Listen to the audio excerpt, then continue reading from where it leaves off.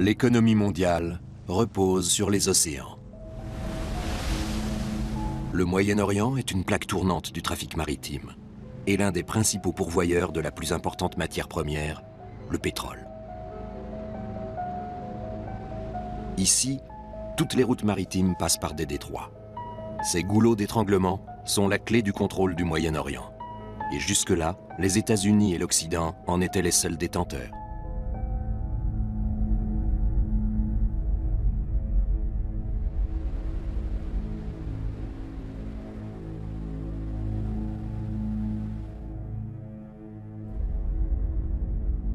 Le détroit d'Ormuz relie le golfe Persique et l'océan Indien. 1/5 du pétrole mondial est acheminé par ce bras de mer. Les tensions politiques entre l'Iran, Israël et les États-Unis en font un foyer de crise. Et tous ceux qui consomment du pétrole pourraient en subir un jour les conséquences. Dans le sud-ouest de la péninsule arabique, le golfe d'Aden débouche sur le détroit de Bab el-Mandeb, terrain de chasse favori des pirates somaliens et des chasseurs de pirates. Ce sont les protagonistes d'une lutte sans merci dont l'enjeu est le maintien de la domination occidentale dans la région. Au nord se trouve le canal de Suez, la porte de la Méditerranée.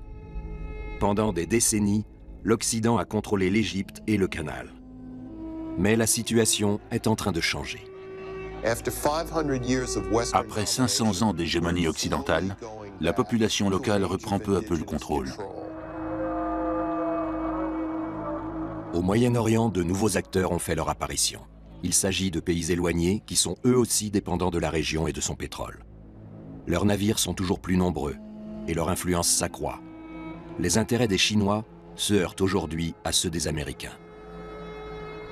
Une seule puissance qui dirige le monde, ce n'est pas soutenable. De la Libye à l'Iran, de la Méditerranée aux côtes des pirates somaliens, les cartes du pouvoir sont redistribuées dans le grand jeu du pétrole. Tout tourne autour du contrôle des voies de navigation. La protection du trafic maritime est capitale pour la planète entière. Il n'y a pas de meilleur endroit pour observer ce match que le pont d'un navire en haute mer. Le Progress est un pétrolier de 228 mètres de long. Il transporte du kérosène entre le golfe Persique et l'Europe. Un petit maillon dans la chaîne d'approvisionnement mondiale en énergie.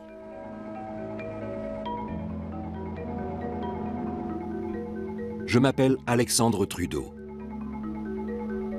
Du golfe Persique à la Méditerranée, le Progress sera mon poste d'observation. Je veux voir comment les rapports de force évoluent au Moyen-Orient. Et comment une longue page de l'histoire se tourne pour laisser place à un nouvel ordre mondial. L'Occident a dirigé le monde par l'impérialisme et le néocolonialisme. C'était la réalité, mais c'est fini.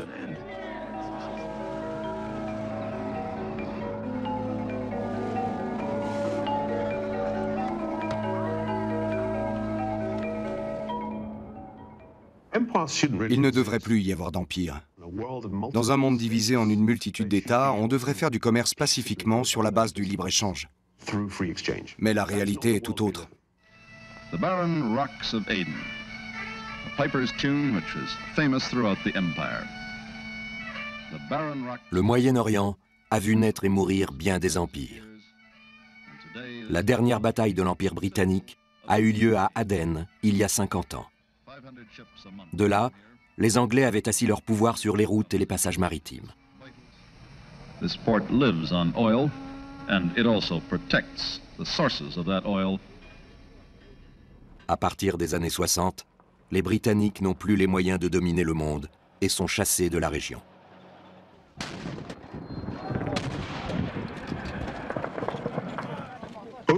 À la longue, un empire coûte plus qu'il ne rapporte. C'est pourquoi il ne dure pas éternellement. La Grande-Bretagne est ruinée, mais l'Occident a déjà un nouveau maître. Après la guerre, les États-Unis ont été en position d'organiser et de diriger le monde. À la fin de la Seconde Guerre mondiale, le président Roosevelt invite le roi saoudien Ibn Saoud à bord d'un navire de guerre américain. Les États-Unis ont vite compris l'importance du pétrole et le rôle stratégique des déserts arabes.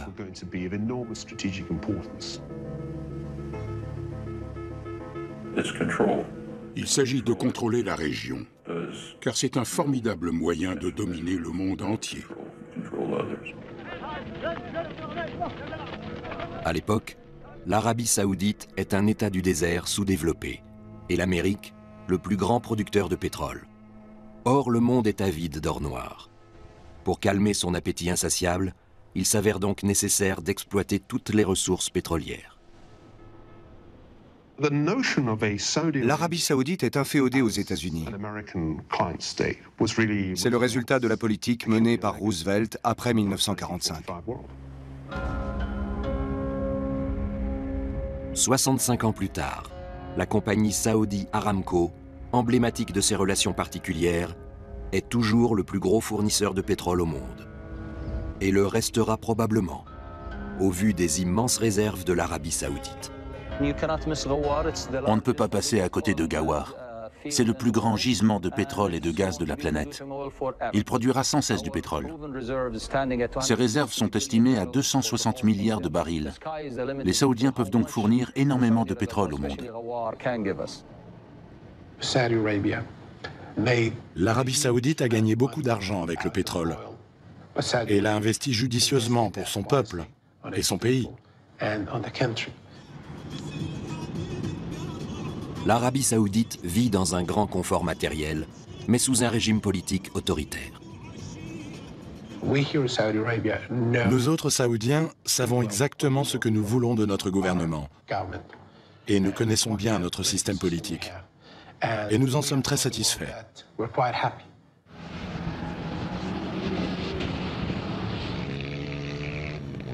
Le désert inhospitalier est devenu un terrain de jeu pour les riches.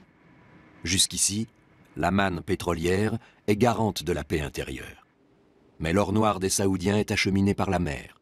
Les voies de navigation doivent donc être sûres et accessibles. Une mission assurée par ces bases américaines. Nous dominons la mer et l'économie mondialisée, ce qui nous donne un pouvoir sans équivalent. C'est parce qu'ils contrôlent l'accès au pétrole que les États-Unis sont une superpuissance. Les pétroliers comme le Progress sont ici en sécurité grâce à la Pax Americana, concept désignant l'hégémonie américaine dans le monde. Pour le capitaine Amo et son équipage philippin, c'est un voyage de routine. Les voies maritimes peuvent encore être parcourues sans problème. Toutefois, notre route nous conduit près des côtes d'un pays qui refuse l'ordre mondial américain, l'Iran.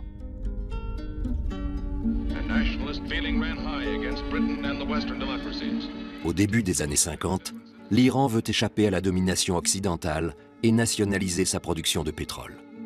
Les États-Unis et la Grande-Bretagne l'en empêchent, en maintenant au pouvoir un dirigeant conciliant, le Shah.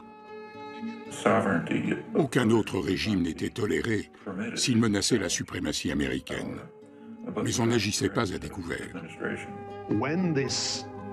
En 1979, quand le système s'est effondré avec la destitution du Shah, la situation s'est nettement dégradée d'un point de vue anglo-américain. « 30 ans plus tard, l'Iran résiste toujours et peut avoir la main mise sur le détroit d'Ormuz. C'est un goulot d'étranglement facile à contrôler depuis la côte. On peut le bombarder, le miner ou le bloquer. L'Occident voit d'un mauvais œil la position dominante que l'Iran occupe au nord du détroit, car il ne peut plus garantir la sécurité du transport pétrolier. Et si l'or noir cessait de couler, le prix du baril atteindrait des sommets.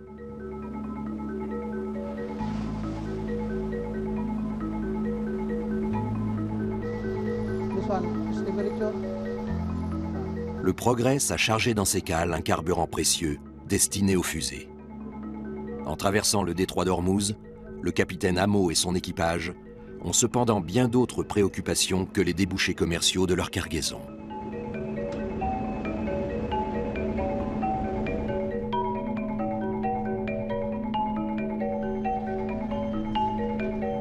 Un vieil ennemi de la marine marchande les guette sur l'eau.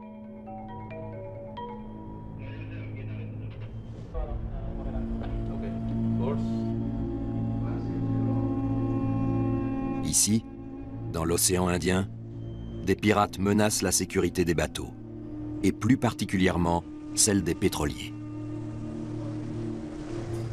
L'océan Indien est un enfer avec tous ces pirates. Notre vie a changé. Notre travail n'est plus une partie de plaisir.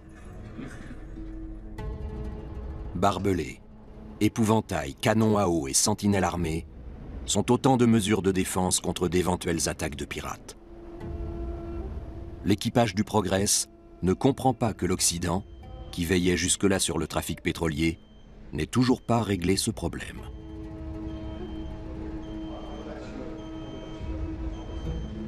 Off the coast of Somalia today, pirates hijacked yet another cargo ship.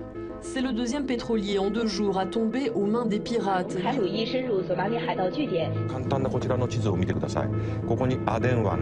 La piraterie a connu l'an dernier un bond de 40% dans le monde. Avec les pirates, l'anarchie s'est déplacée de la terre à la mer. La Somalie a la plus longue côte d'Afrique. C'est un État corrompu. Donc ce n'est pas étonnant qu'il y ait des pirates.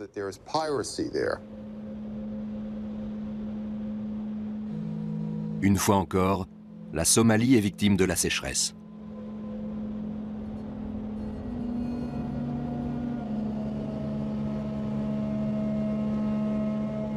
Le pays souffre depuis des décennies de fléaux provoqués par la nature ou par les hommes. Fin 1992, l'Occident intervient dans la guerre civile, ce qui se solde 10 mois plus tard par une catastrophe.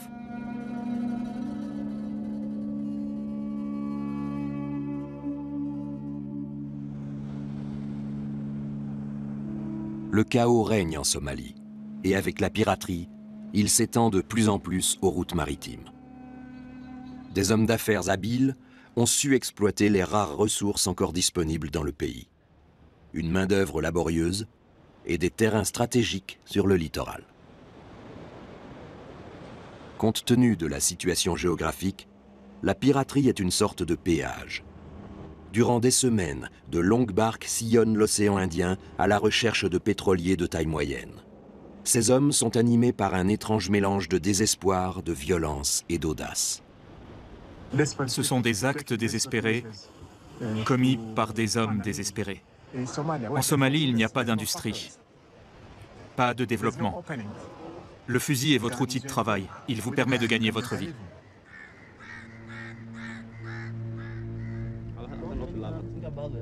Ce groupe de pirates, armés jusqu'aux dents, passe le temps en mâchant du khat, une drogue très prisée ici.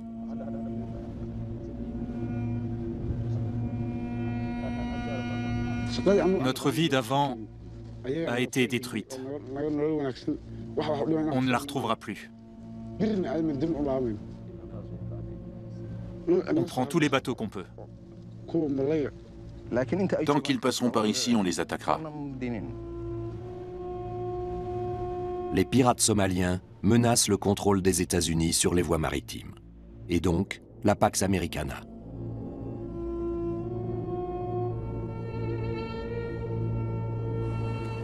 Les navires traversent ces eaux comme un troupeau de moutons passe devant une meute de loups. Ceux qui montrent des faiblesses ou s'éloignent de la trajectoire sont des proies faciles.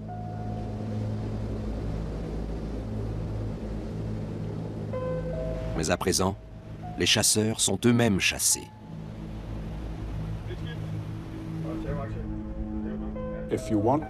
Si on veut continuer à assurer 90% du trafic commercial par bateau, il faut veiller à ce que les routes maritimes restent praticables. Et pour l'heure, ce n'est possible qu'avec des vaisseaux de guerre. L'Esbjørnstner est une frégate danoise mandatée par l'OTAN pour chasser les pirates. L'Europe aussi a besoin des marchandises et du pétrole de l'Orient. Les Danois étant traditionnellement un peuple de marins, ils sont les parfaits alliés des Américains dans la lutte contre les pirates.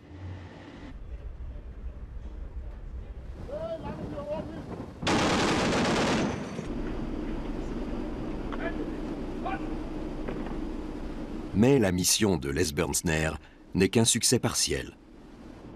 Le danger plane toujours en mer. La région est trop étendue. C'est pourquoi les Danois ont mis au point une nouvelle tactique. Ils patrouillent le long des côtes somaliennes.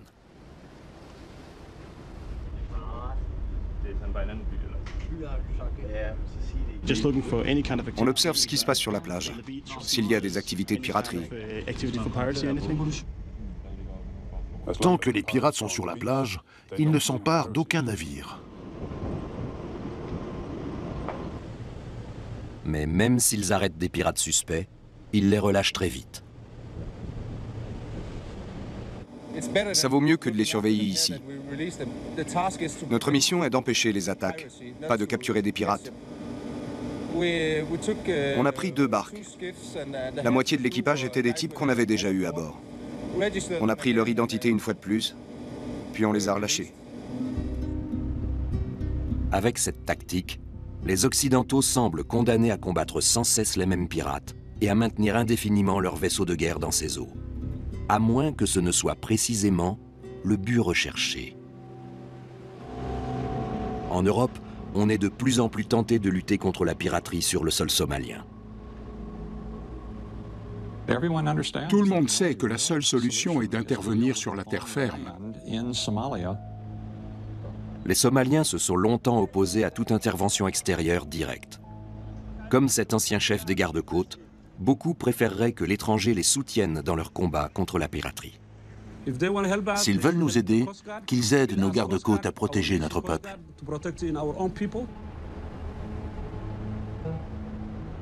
Mais si les marines occidentales renforcent leur présence dans ces eaux, ce n'est pas seulement à cause des pirates. Ce vieux cimentier ne fait que son travail. Son drapeau n'en éveille pas moins la curiosité des officiers de l'Esbjörnsnær. Ce bateau bat pavillon nord-coréen et se dirige vers le sud de la Somalie.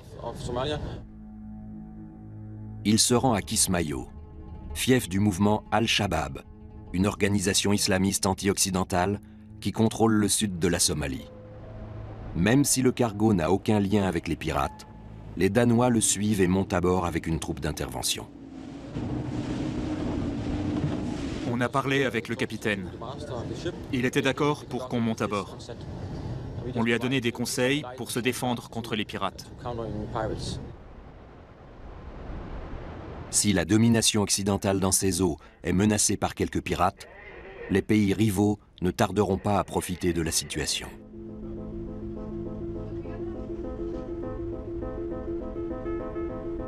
De fait, le contrôle des routes maritimes est un enjeu capital pour les puissances mondiales.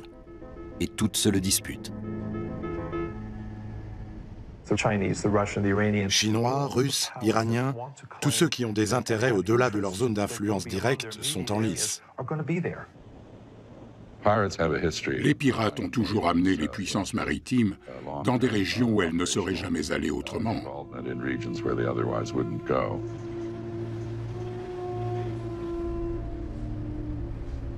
D'autres dangers planent sur les routes internationales. Au milieu de la nuit, le Progress traverse le détroit de Bab el-Mandeb, en importance le 2e bras de mer du Moyen-Orient. Bab el-Mandeb signifie « porte des larmes ». Ici aussi, il peut y avoir des problèmes. Cette porte est la jonction maritime entre l'Asie et l'Europe. Le passage est étroit et les régions limitrophes politiquement instables. Le détroit étant très dangereux, on a impérativement besoin d'un lieu sûr pour entretenir les navires. C'est ainsi que le port de Djibouti est devenu une escale quasi obligatoire. Au lieu de verser dans la piraterie, les Djiboutiens ont trouvé un moyen pacifique pour tirer parti de la situation. Ici, amis et rivaux se côtoient. Chacun s'observe. Tout le monde a intérêt à une cohabitation paisible. La France était la puissance coloniale de Djibouti. Elle est encore présente.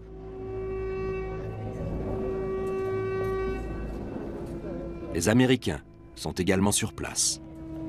Depuis leur base militaire, ils lancent des opérations spéciales et des attaques de drones dans la région. Les Japonais s'installent eux aussi à Djibouti, tout comme les Russes. Même les Iraniens ont laissé leur marque. Ils ont financé la construction du nouveau parlement du pays. La République islamique veut renforcer son influence politique et militaire dans cette zone stratégique. 2 destroyers iraniens patrouillent dans le golfe d'Aden. Leur mission officielle est de combattre les pirates. Les pirates leur fournissent un prétexte pour faire la démonstration de leur force navale. Dans le grand jeu d'influence autour du pétrole, tous les protagonistes ont placé leur pion à Bab el-Mandeb.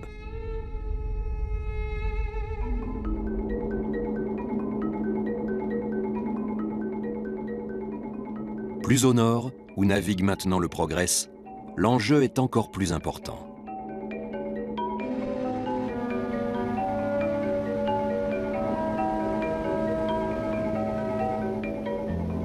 Le canal de Suez est un axe majeur du trafic international de marchandises.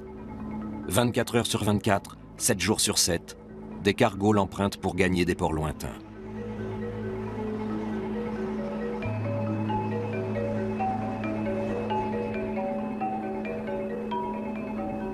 Le canal de Suez sépare l'Afrique de l'Asie.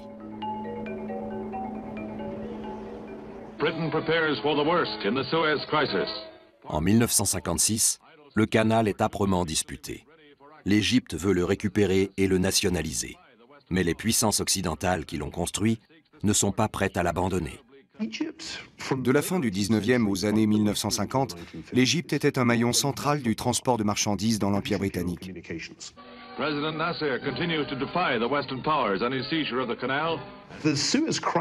crise de Suez de 1956 a été comme le dernier soubresaut d'un animal blessé à mort.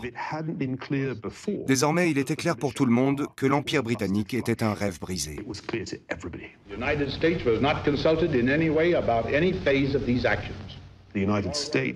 Les États-Unis se veulent une force anti-impériale. Mais ils jouent le même rôle que les Britanniques par le passé. Les Américains veillent à rendre le canal de Suez à l'État égyptien, dans l'espoir d'endiguer le nationalisme. Mais cela produit l'effet inverse. À quelques années d'intervalle, 2 guerres éclateront entre Israël et l'Égypte.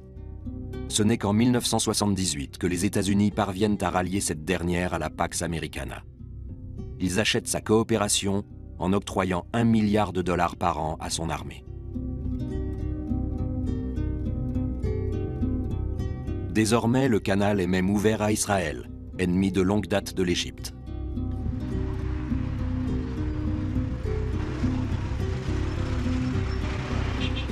Toutefois, malgré les aides généreuses versées pendant des années par l'Amérique, la situation économique du peuple égyptien se détériore. Partout, la corruption sévit et il n'y a pratiquement pas de travail. La grogne monte contre le gouvernement. Parallèlement, à l'ère de l'information, les Égyptiens communiquent de plus en plus en réseau. Aujourd'hui, le monde arabe est largement connecté à Internet et dispose de dizaines de chaînes de télévision satellites. On réagit très vite aux événements. Les informations circulent en quelques secondes, du Maroc au Yémen en passant par Oman.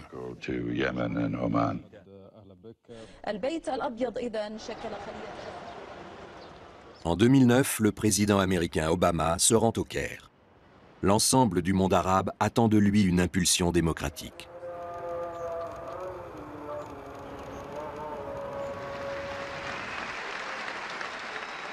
The ability to speak your mind and have a say in how you are governed. These are not just American ideas, they are human rights. And that is why we will support them everywhere.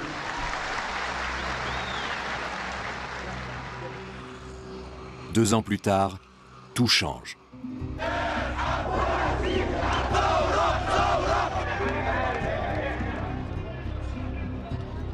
Mais la révolte n'est pas forcément dans l'intérêt des Américains.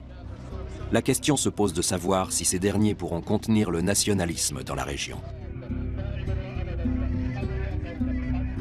Les anciens alliés des États-Unis ne tardent pas à être renversés. Le président égyptien est traduit en justice par son peuple. Tous les Égyptiens étaient écœurés par ce qu'il avait fait. À nos yeux, il s'était, passez-moi l'expression, prostitué. Alors que le printemps arabe bat son plein en Égypte, les États-Unis sont toujours préoccupés par la pérennité des routes maritimes et le contrôle du canal de Suez. Comme en 1956, les insurgés pourraient utiliser l'accès au canal à des fins politiques. C'est une révolution. Il ne faut pas espérer de gentils gouvernements démocratiques et pro-occidentaux dirigés par des cadres de Google. C'est très peu probable. On verra sans doute s'installer des régimes islamistes qui seront certainement encore plus imprévisibles. À chaque victoire des islamistes dans les urnes, la domination occidentale recule. Pour plus d'un Arabe, c'est sûrement une perspective encourageante. Ils ne se laisseront plus dicter leur conduite par l'étranger et ne compteront plus sur nous pour leur survie. De même, la majorité des Égyptiens n'a jamais vu d'un très bon œil la paix avec Israël. Beaucoup d'Arabes se demandent comment on peut coopérer avec les États-Unis alors qu'ils soutiennent massivement Israël et qu'Israël humilie et tue autant d'Arabes. À présent que le candidat des frères musulmans a remporté les premières élections depuis la chute de Moubarak, la tension pourrait encore monter d'un cran. L'Égypte des frères musulmans va soutenir la cause palestinienne. Je ne pense pas qu'actuellement la guerre soit une option, mais il y a des limites.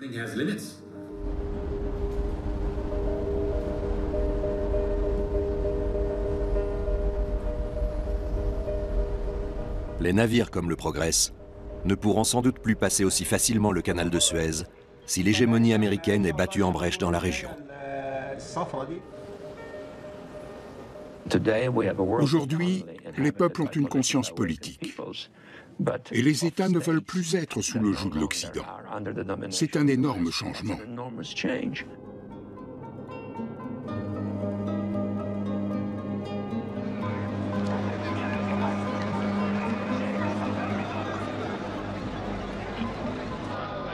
Un pays doit particulièrement craindre la perte de pouvoir des États-Unis, Israël.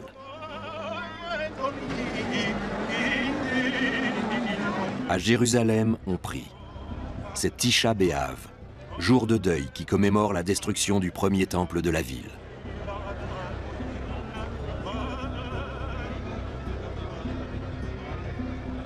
Tandis que les religieux célèbrent un événement survenu il y a environ 2600 ans, les responsables politiques, eux, attirent l'attention sur une menace bien actuelle.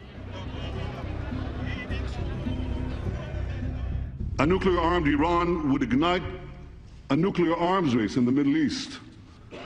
The threat to my country cannot be overstated. We must take calls for our destruction seriously. Israël reçoit plus d'aide et de soutien militaire des États-Unis que n'importe quel autre pays. Pourtant, les radicaux de Jérusalem se disent préoccupés par les signes d'hésitation que montre Washington. En Israël, on pense qu'on ne peut plus faire entièrement confiance aux États-Unis, que la politique américaine est confuse, équivoque et non plus systématique. La question iranienne alimente tout particulièrement les débats à Washington. Le président Obama est favorable à un renforcement des sanctions. Ses adversaires, eux, soutiennent l'attitude offensive d'Israël.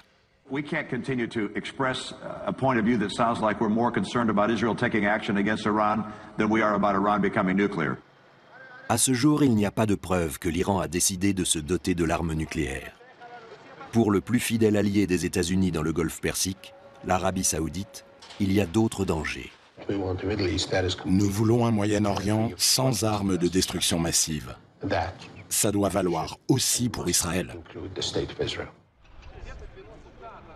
l'arsenal nucléaire d'Israël dépasse tout ce que l'Iran pourra jamais acquérir. Même si les Iraniens ont quelques bombes nucléaires de qualité douteuse, sans capacité de seconde frappe, avec une défense aérienne qui peut être facilement vaincue, quel danger représente-t-il?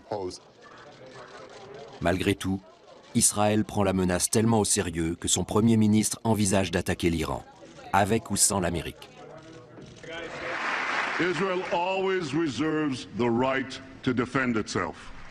Israël est au pied du mur, entre autres à cause de sa propre rhétorique. Si les sanctions n'apportent rien d'ici 6 mois, il y aura une intervention militaire. L'objectif serait la destruction de toutes les installations nucléaires iraniennes, civiles et militaires.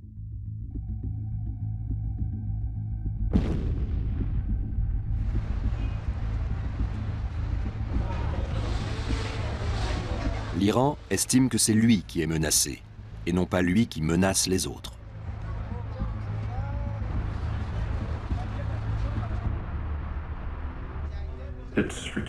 L'Iran a une stratégie défensive. Il est entouré par 2 États qui détiennent l'arme nucléaire, Israël et le Pakistan. En outre, des pays voisins sont occupés par une superpuissance hostile, les États-Unis. Quel pays aurait plus besoin d'une force de dissuasion que l'Iran? Comme l'Iran ne semble pas détenir d'armes atomiques, il ne peut se défendre que par des moyens conventionnels. Ainsi, il pourrait lancer des missiles sur Israël ou sur le détroit d'Ormuz. De même, il pourrait munir des mouilleurs de mines et des vedettes de combat de missiles pour couler des pétroliers.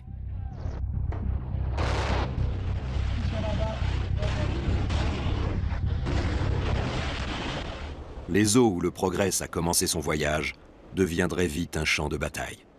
Et le pétrole ne coulerait plus. Ça peut être vite l'escalade.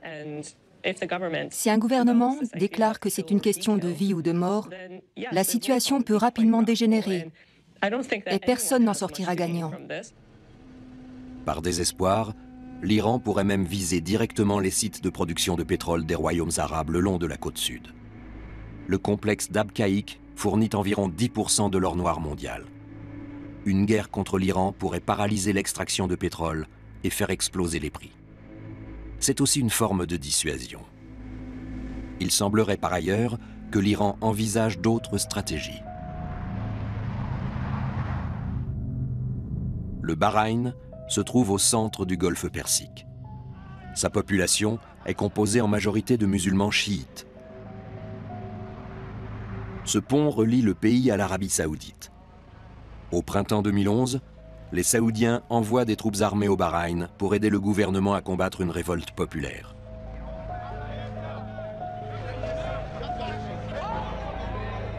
Les chiites réclament plus de droits et de participation à la vie politique. Une menace pour la monarchie sunnite. Les Saoudiens l'aident à écraser les émeutes fomentées, selon eux, par l'Iran. Ces hommes portaient le drapeau iranien. Une fois encore, l'Iran s'ingère dans les affaires d'un État du Conseil de coopération du Golfe. C'est pourquoi les autres États, Arabie saoudite en tête, ont tout de suite aidé le Bahreïn, car ce n'était pas un mouvement du peuple. Mais la motivation de l'Arabie saoudite est peut-être tout autre. Si le Bahreïn était une véritable monarchie constitutionnelle, hypothèse tout à fait possible, ce serait bien plus dangereux pour les Saoudiens. Le Bahreïn abrite l'une des plus importantes bases navales américaines. Une prise du pouvoir par le peuple n'augurerait rien de bon pour la domination des États-Unis dans le Golfe. Les Saoudiens veulent que les États-Unis conservent leur hégémonie dans le Golfe. C'est pourquoi ils jouent avec la carte iranienne. La tension dans le Golfe Persique ne semble pas près de s'apaiser. Comme les deux pays veulent rester dans la course, la véritable question stratégique qui se pose est la suivante. Quel régime tiendra le plus longtemps, celui de l'Arabie saoudite ou celui de l'Iran ? L'enjeu est de taille. Les États-Unis se gardent donc de critiquer la répression des mouvements démocratiques, d'autant que les efforts de démocratisation en Irak n'ont pas été payants pour l'Occident et ont profité à l'Iran. Au Liban, la démocratie favorise le Hezbollah, et à Gaza, elle renforce le Hamas. 2 territoires désormais ralliés au camp iranien. Les erreurs des Américains profitent à l'Iran. Son influence et sa popularité s'accroissent, et il peut provoquer encore plus de troubles. Pour juguler l'influence de Téhéran, Israël envisage une attaque préventive contre les installations nucléaires iraniennes. Vu la configuration de ces installations, ça retarderait tout au plus le programme nucléaire de l'Iran, mais ça ne le détruirait pas. Pour frapper fort, Israël aurait besoin de l'aide des États-Unis. Toute la question est de savoir si les États-Unis sont prêts à engager une action militaire contre l'Iran pour soutenir Israël. Beaucoup d'Américains diraient « Non, pourquoi le ferions-nous ? Nous venons de mener des guerres atroces et coûteuses en Afghanistan et en Irak. Et qu'est-ce que nous avons gagné ? Une guerre contre l'Iran serait désastreuse. Un général américain a dit « Si vous avez aimé l'Irak et l'Afghanistan, vous adorerez l'Iran. » Un jeu périlleux. Chaque camp pousse l'autre à bout. Les dirigeants israéliens utilisent la menace d'une guerre pour détourner l'attention de leur peuple des problèmes intérieurs et forcer les États-Unis à durcir leur position. Le gouvernement américain veut rappeler au monde sa propre puissance. L'Iran profite de la situation pour galvaniser son peuple et gagner des sympathies dans la région. Enfin, chacun sait qu'avec ce conflit, les routes maritimes et donc l'économie mondiale sont également en jeu. Et cela ne touche pas que le golfe Persique. Le détroit de Bab el-Mandeb pourrait jouer aussi un rôle en cas d'affrontement entre les États-Unis et l'Iran. La porte des larmes est entourée de part et d'autre de montagnes. Côté africain se trouve l'Érythrée, un petit État qui s'est toujours opposé à l'Occident et avec lequel l'Iran a renforcé ses relations diplomatiques. En face, le Yémen cause encore plus de soucis. C'est un pays montagneux, multi-ethnique et extrêmement pauvre. Une grande partie du nord-ouest du Yémen est contrôlée par un groupe de rebelles, les Houthis. Les Houthis sont des musulmans chiites, un autre lien possible avec l'Iran. Cela inquiète tout particulièrement les Saoudiens, d'où leur soutien massif au gouvernement yéménite. L'Arabie saoudite n'a pas envoyé de troupes au Yémen. Elle a défendu ses frontières contre les Houthis, une organisation terroriste qui entretient sans doute des relations étroites avec l'Iran. Au Yémen, le printemps arabe a provoqué la chute du président pro-occidental Ali Saleh et rendu le pays encore plus instable. L'Arabie saoudite et la communauté internationale doivent empêcher la déliquescence de l'État yéménite.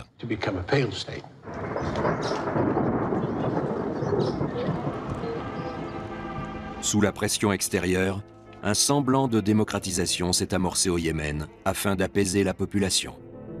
Une élection a été organisée avec un candidat unique, l'ancien vice-président du pays. Si le Yémen ne se trouvait pas sur d'importantes routes maritimes, personne ne s'y intéresserait. Le soutien de nombreux pays nous semblait acquis. Mais maintenant, plus rien n'est sûr. Les peuples n'ont plus peur de leurs dirigeants.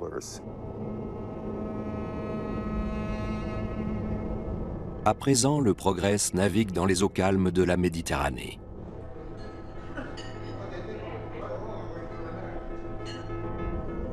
Il a évité tous les dangers. Cependant, l'Occident ne peut même plus être sûr de son hégémonie en Méditerranée.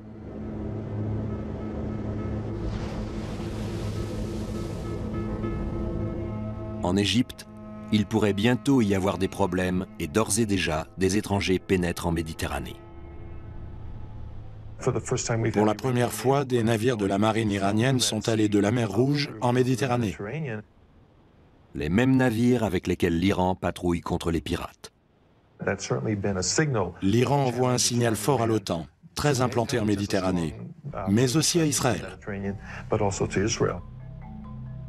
En acheminant des vaisseaux de guerre en Méditerranée, un autre pays envoie un signal encore plus fort. La Chine change radicalement les règles du jeu. Elle est en passe de devenir une superpuissance, mais fait face à un énorme problème de ressources. Les Chinois représentent un peu plus d'un cinquième de la population mondiale, mais ne possèdent que 7,5% des terres arables et 6% de l'eau disponible dans le monde. Ils sont donc fortement dépendants de l'importation de ressources naturelles. Pour pouvoir payer toutes ces importations, la Chine est devenue l'atelier du monde.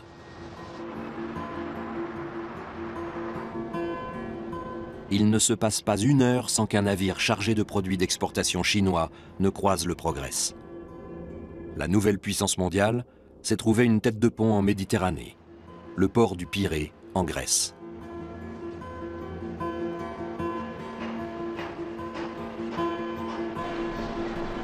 La Chine affiche une balance commerciale largement excédentaire et dispose d'énormes réserves de devises. Avec toutes ces devises, la Chine va finir par acheter le monde entier et jouer un rôle clé dans le commerce des matières premières. Je dirais qu'on assiste à l'avènement d'un nouvel empire. Les Chinois sont partout. Ils ont soif de matières premières. C'est pourquoi leurs intérêts se trouvent aux quatre coins du globe, tout comme leur marine. Dans le bassin méditerranéen, la Chine investit surtout en Libye.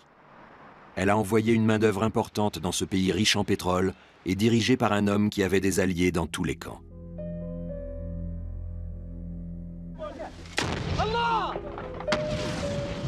Puis, lorsque le printemps arabe est arrivé en Libye, la marine chinoise a évacué ses ressortissants.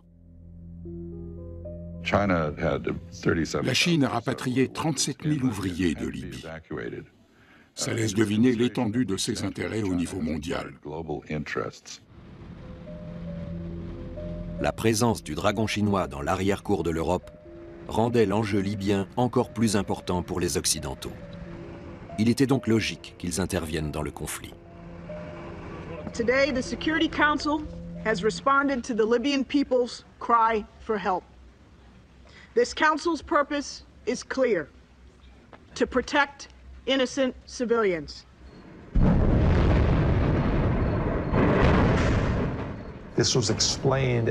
On a dit qu'on voulait éviter un massacre. Mais chacun sait que la Libye est un des plus gros producteurs de pétrole au monde. Les Libyens, comme ce journaliste, sont sûrs que la véritable préoccupation de l'Occident était de sécuriser son approvisionnement en pétrole. L'OTAN a besoin de pétrole. Tant qu'ils nous aideront, nous les aiderons aussi. La libération de la Libye et l'éviction de la Chine sont un bienfait pour les Occidentaux. Mais il serait faux de croire qu'on a chassé définitivement les Chinois du pays.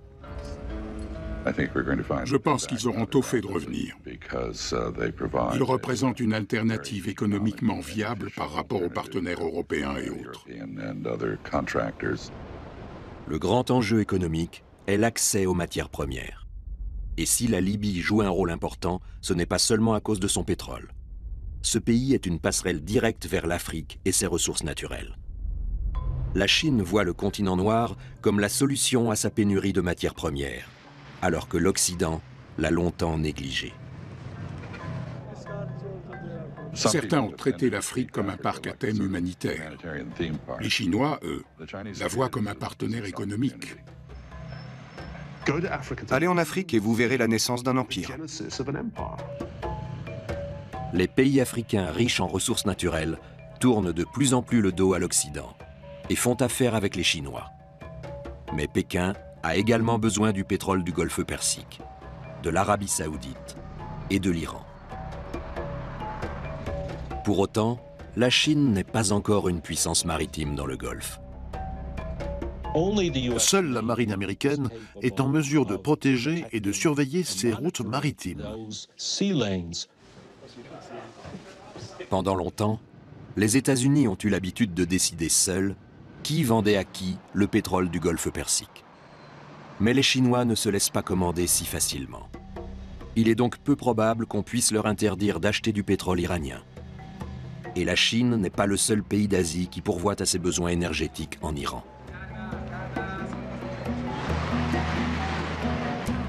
L'Inde a elle aussi intensifié ses relations économiques avec Téhéran. Les anciens réseaux commerciaux renaissent dans l'océan Indien. Et l'Occident n'a pas son mot à dire.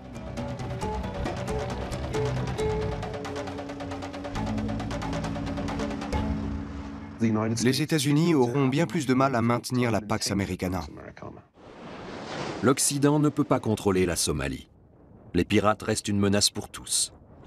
Et il est confronté à une situation politique nouvelle en Égypte, au Yémen et au Bahreïn. Les Américains ne peuvent plus être sûrs de leurs alliés. Pourtant, ils ont déjà dépensé une fortune au Moyen-Orient.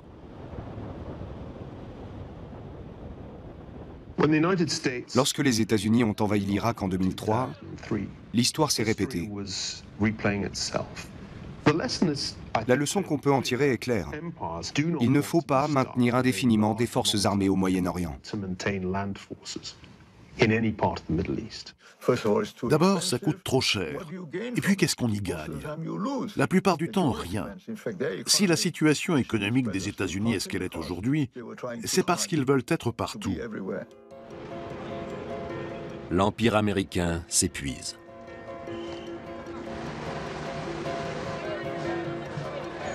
Les États-Unis vivent largement au-dessus de leurs moyens. La majeure partie de nos dépenses est financée par des emprunts, dont beaucoup sont contractés à l'étranger. Ça ne peut plus durer comme ça. Certains croient qu'on peut maintenir notre budget de défense à un niveau élevé par la magie ou le vaudou. C'est absurde. Sous Reagan, la marine américaine avait 586 navires de guerre. Aujourd'hui, elle n'en compte plus que 286. Confrontée à des difficultés sur tous les fronts, l'Amérique élabore une nouvelle stratégie. As we end today's wars, I have directed my national security team to make our presence and mission in the Asia-Pacific a top priority. Les États-Unis se détournent du Moyen-Orient pour endiguer plus efficacement l'influence chinoise. Nous adressons une menace implicite à la Chine. Nous pouvons vous couper le robinet de pétrole et vous ne pourrez rien y faire. Ainsi, malgré un potentiel militaire affaibli, on parvient à tenir la Chine en respect. Mais c'est faire de ce pays qui soutenait jusqu'ici la Pax Americana un adversaire. Les Chinois sont satisfaits de l'ordre du monde. Ils en profitent. Si seulement les Américains ne les considéraient pas comme un ennemi potentiel. Cela oblige en effet Pékin à réagir. Ils ont annoncé une hausse de leurs dépenses militaires. Une grande partie sera destinée à contrer les forces navales américaines. Pour l'heure, la Chine a suffisamment de défis intérieurs à relever et ne veut pas trop s'engager dans la politique extérieure. Mais cet empire de plus d'1 milliard d'habitants a besoin de ressources naturelles pour sa croissance et sa prospérité. Il souhaite donc que l'Occident continue à garantir la sécurité des routes maritimes. Nous vivons dans un monde incertain. Les États-Unis ne sont plus les seuls décideurs. Comment les Chinois gèrent la situation? Franchement, c'est leur problème. Si l'Occident vacille, la Chine en pâtit. Et si l'Occident ressent comme une menace l'émergence de nouvelles puissances, il y a peu de chances de trouver un équilibre. L'Occident régresse parce que le reste du monde progresse. Si l'Occident tente par tous les moyens de rester le maître absolu du monde et combat tous ceux qui échappent à son contrôle, il se heurtera à un fort courant contraire. L'époque où il n'existait qu'un empire est révolue. Un jour ou l'autre, le monde sera multipolaire. Et ça arrivera plus tôt que prévu. Au vu de la situation économique aux États-Unis et de la nouvelle donne politique au Moyen-Orient, il est clair que même la stratégie la plus offensive n'empêchera pas l'émergence de nouvelles forces. Et le recours à la violence ne fera que renforcer l'instabilité des routes maritimes. Nous sommes déjà dans un monde multipolaire sur le plan économique, diplomatique et politique. Bientôt, ce sera aussi le cas au niveau militaire.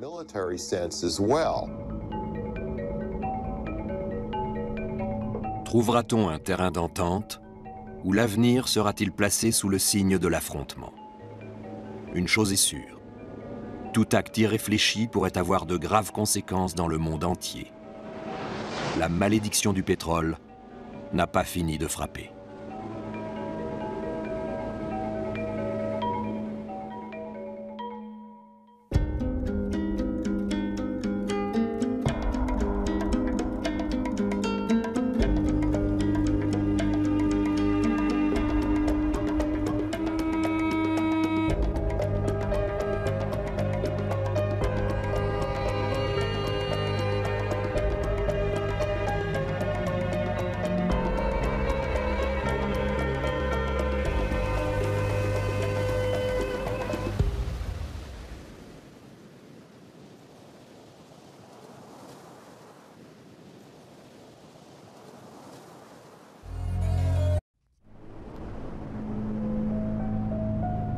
L'économie mondiale repose sur les océans.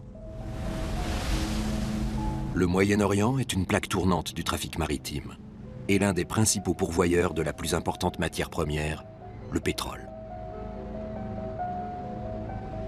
Ici, toutes les routes maritimes passent par des détroits.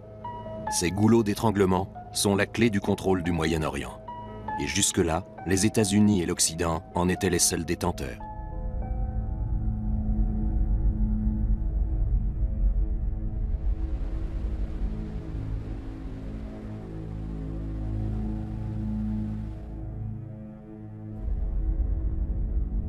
Le détroit d'Ormuz relie le golfe Persique et l'océan Indien. 1/5 du pétrole mondial est acheminé par ce bras de mer. Les tensions politiques entre l'Iran, Israël et les États-Unis en font un foyer de crise. Et tous ceux qui consomment du pétrole pourraient en subir un jour les conséquences. Dans le sud-ouest de la péninsule arabique, le golfe d'Aden débouche sur le détroit de Bab el-Mandeb, terrain de chasse favori des pirates somaliens et des chasseurs de pirates.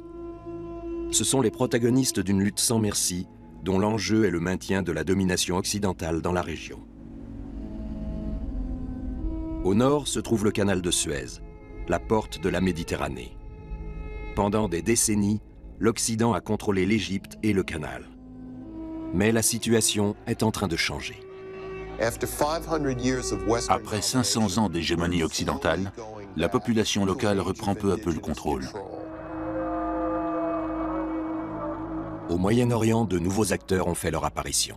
Il s'agit de pays éloignés qui sont eux aussi dépendants de la région et de son pétrole. Leurs navires sont toujours plus nombreux et leur influence s'accroît. Les intérêts des Chinois se heurtent aujourd'hui à ceux des Américains. Une seule puissance qui dirige le monde, ce n'est pas soutenable. De la Libye à l'Iran, de la Méditerranée aux côtes des pirates somaliens, les cartes du pouvoir sont redistribuées dans le grand jeu du pétrole. Tout tourne autour du contrôle des voies de navigation. La protection du trafic maritime est capitale pour la planète entière. Il n'y a pas de meilleur endroit pour observer ce match que le pont d'un navire en haute mer. Le Progress est un pétrolier de 228 mètres de long. Il transporte du kérosène entre le golfe Persique et l'Europe. Un petit maillon dans la chaîne d'approvisionnement mondiale en énergie.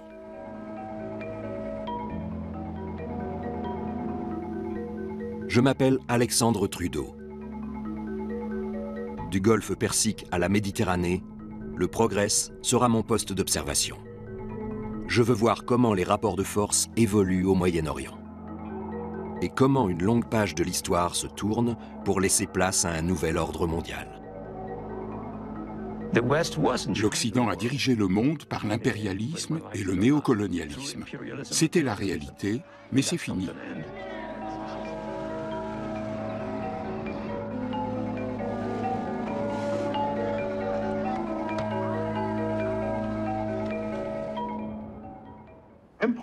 Il ne devrait plus y avoir d'empire.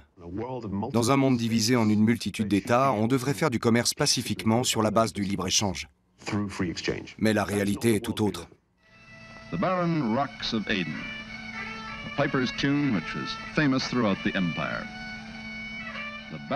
Le Moyen-Orient a vu naître et mourir bien des empires. La dernière bataille de l'Empire britannique a eu lieu à Aden il y a 50 ans. De là, les Anglais avaient assis leur pouvoir sur les routes et les passages maritimes.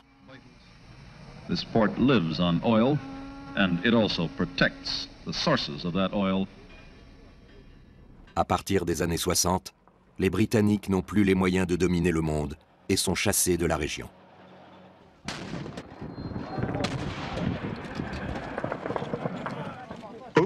À la longue, un empire coûte plus qu'il ne rapporte.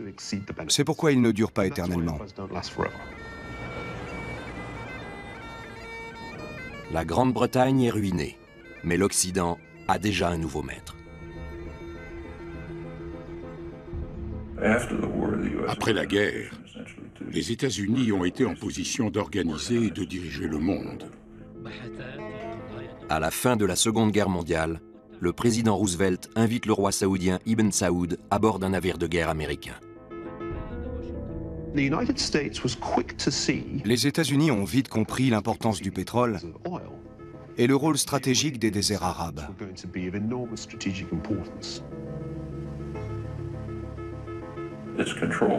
Il s'agit de contrôler la région, car c'est un formidable moyen de dominer le monde entier.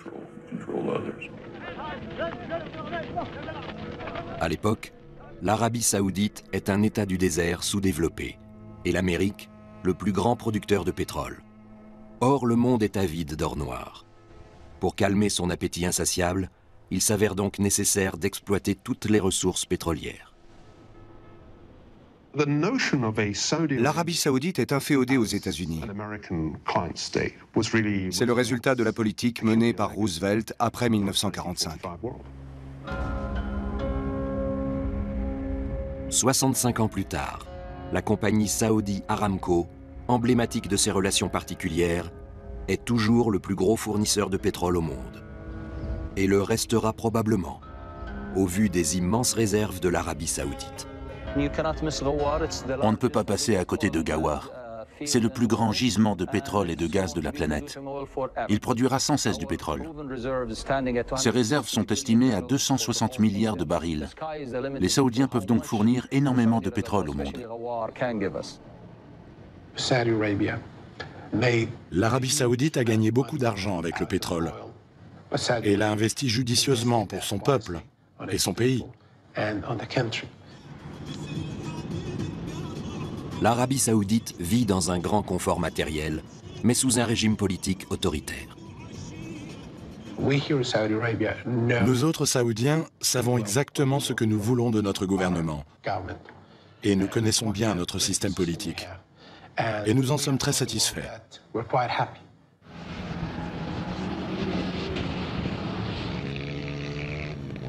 Le désert inhospitalier est devenu un terrain de jeu pour les riches. Jusqu'ici, la manne pétrolière est garante de la paix intérieure. Mais l'or noir des Saoudiens est acheminé par la mer. Les voies de navigation doivent donc être sûres et accessibles. Une mission assurée par ces bases américaines. Nous dominons la mer et l'économie mondialisée, ce qui nous donne un pouvoir sans équivalent. C'est parce qu'ils contrôlent l'accès au pétrole que les États-Unis sont une superpuissance. Les pétroliers comme le Progress sont ici en sécurité grâce à la Pax Americana, concept désignant l'hégémonie américaine dans le monde. Pour le capitaine Amo et son équipage philippin, c'est un voyage de routine. Les voies maritimes peuvent encore être parcourues sans problème. Toutefois, notre route nous conduit près des côtes d'un pays qui refuse l'ordre mondial américain, l'Iran.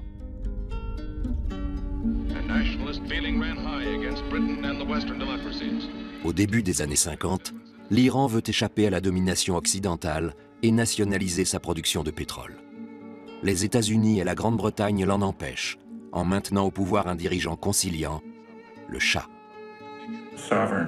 Aucun autre régime n'était toléré s'il menaçait la suprématie américaine.